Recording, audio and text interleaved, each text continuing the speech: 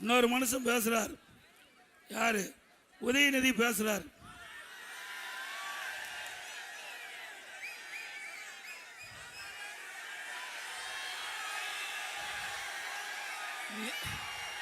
நீங்க கத்துறீங்க, அவர் ஒத்துக்க மாட்டேங்கிறாரு.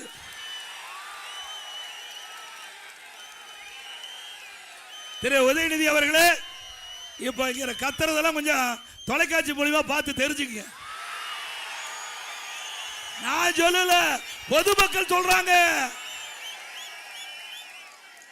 திரு உதயநிதி அவர்களே, நான் எந்த இடத்துலையும் உங்க பெயரை குறிப்பிட்டு சொல்லல. எந்த இடத்துலையும் பெயரை குறிப்பிட்டு சொல்லல. நீங்க வேணாலும், நான் தேர்தல் சுற்றுப்பயணத்தை மேற்கொண்டிருக்கிறேன், தேர்தல் பிரச்சாரத்தில் ஈடுபட்டிருக்கிறேன். எந்த இடத்திலேயாவது உங்கள் பெயரை உச்சரித்தனா அதுல என்ன சொன்னேன்? பால்டால் குடித்தவங்கெல்லாம் பஞ்சு டைலாக் பண்ணணும். பால்டால் குடித்தவங்கெல்லாம் பஞ்சு டைலாக் பேசணும். உங்களுக்கு ஏன் கோவம் வருது? குற்றமுள்ள நெஞ்சு தானே குறுகுறுக்கும். நாம ஏதாவது பெயர் சொன்னோமா? அப்புறம் ஏப்பா என்னை பத்தி பேசுற?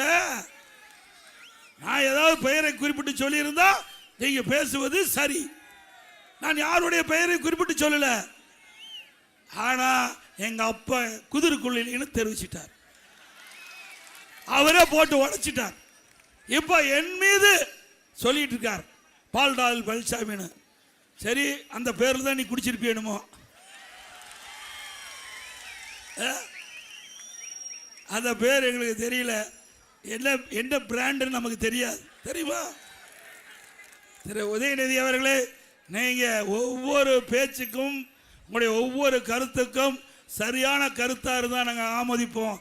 அரசியல் நீதியாக நீங்கள் பேசினால் அதுக்கு தகுந்த பதில் கொடுக்கப்படும். தவறுதலாக தனி நபர் விமர்சனம் செய்தால் உங்களை போல் 10 மடங்கு எங்களால் பேச முடியும்.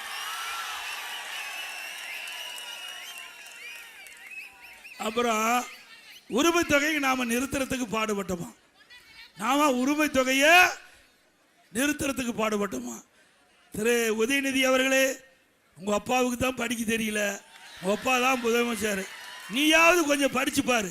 2021ஆம் ஆண்டு அதிமுக தேர்தல் அறிக்கை, உங்க தேர்தல் அறிக்கை வெளியிடத்திற்கு முன்பு 1 மணி நேரத்துக்கு முந்தைய அதிமுக தேர்தல் அறிக்கை 2021 நாங்கள் வெளியிட்டோம்.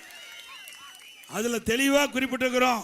குலவிளக்கு திட்டம் என்ற ஒரு பெயரை சூட்டி அதுல குடும்ப அட்டைகிட்ட குடும்ப தலைவிக்கு மாதந்தோறும் 1000 ரூபாய் 1500 உதவித்தொகை வழங்கப்படும் என்று நம்முடைய தேர்தல் அறிக்கை 2021 அதிமுக தேர்தல் அறிக்கை. அதுல மாதந்தோறும் குடும்ப தலைவிக்கு 1500 ரூபாய் வழங்கப்படும் என்ற அறிவிப்பு. நாங்கள் உங்களை பத்தி, உங்க தேர்தல் அறிக்கையை பத்தி, உங்க தேர்தல் அறிக்கையை காப்பி அடிச்சு நாங்க வெளியிடல. எங்களுடைய தேர்தல் அறிக்கையை காப்பி அடிச்சா நீங்க வெளியிட. என்ன திரு ஸ்டாலின் வந்த உடனே 1000 ரூபாய் கொடுத்துட்டாரா? 28 மாசம் பிரதான எதிர்கட்சி சட்டமன்றத்தில் பிரதான எதிர்கட்சி தலைவராக நான் இருந்தேன். என்னுடைய இருக்க சக சட்டமன்ற உறுப்பினர்கள் தொடர்ந்து அரசுக்கு அழுத்தம் கொடுத்தோம். நீங்கள் ஏழை மக்களை ஏமாற்றி ஆட்சிக்கு வந்துட்டீங்க. கொடுக்கப்பட்ட வாக்குறுதி, குடும்ப அட்டையில் இருக்கின்ற குடும்ப தலைவிக்கு மாதந்தோறும் 1000 ரூபாய் உரிமத்தொகை வழங்கப்படும் என்ற அறிவிப்பு கொடுத்து அந்த அறிவிப்பை நம்பி உங்களுக்கு வாக்களிச்சிருக்கிறாங்க. எப்பொழுது 1000 ரூபாய் கொடுப்பீங்க?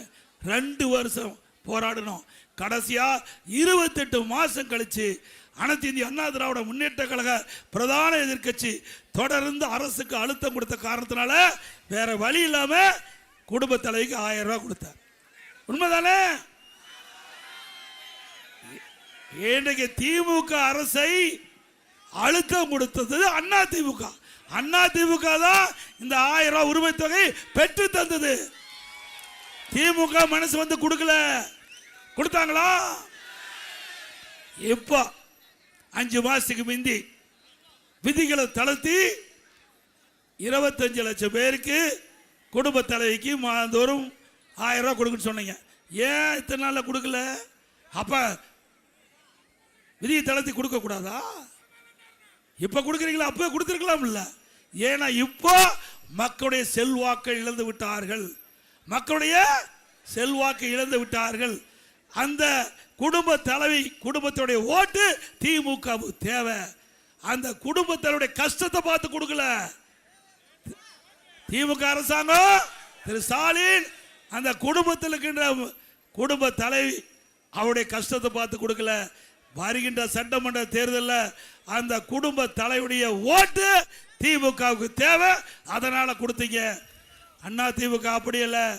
ஆட்சிக்கு வந்த உடனே ஏற்கனவே குறிப்பிட்ட மாதிரி எங்களுடைய தேர்தலில் அறிவிக்கப்பட்டவாறு மாதந்தோறும் குடும்ப தலைவிக்கு அவருடைய வங்கி கணக்கில் 2000 ரூபாய் வழங்கப்படும்.